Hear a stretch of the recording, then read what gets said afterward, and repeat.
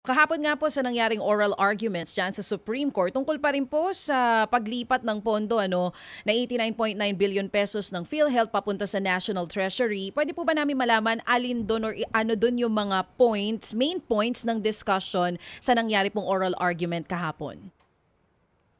Well, ang kuha ng naming petitioners doon sa interpellation ni Justice Xavier, una, may malaking pondo palang kulang ang PhilHealth. In fact, based sa report ng COA, meron silang 800 billion plus na liabilities na hindi nila kayang bayaran. No? So at siyempre, bakit kayo nagbigay ng pondo sa unprogrammed fund? Kulang pala kayo ng pondo. Yung second, yung binigay na pondo sa unprogrammed fund, para pala yun sa mga kung ano-anong kalsada, mga kung ano-anong proyekto na paborito ng mga kongresista at senador, hindi naman yun ang direct na makabenefit sa mamamayan.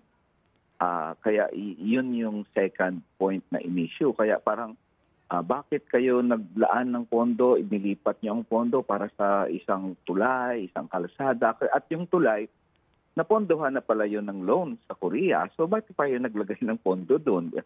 Ganon yung mga tanong, no?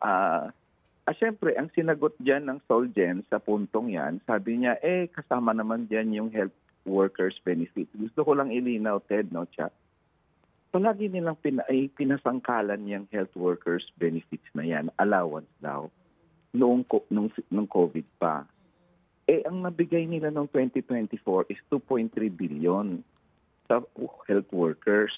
Pero yung kanilang sagip, infrastructure nila, 52 billion. So tinatago nila ang mga pork barrel nila, kunyari, para sa health workers. Pangalawa, para sa health workers pala yan. Bakit hindi yun nilagay sa program fund? Bakit yun nilagay sa unprogram?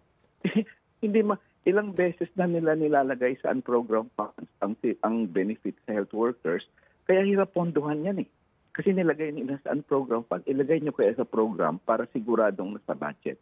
So that's the second aspect kahapon.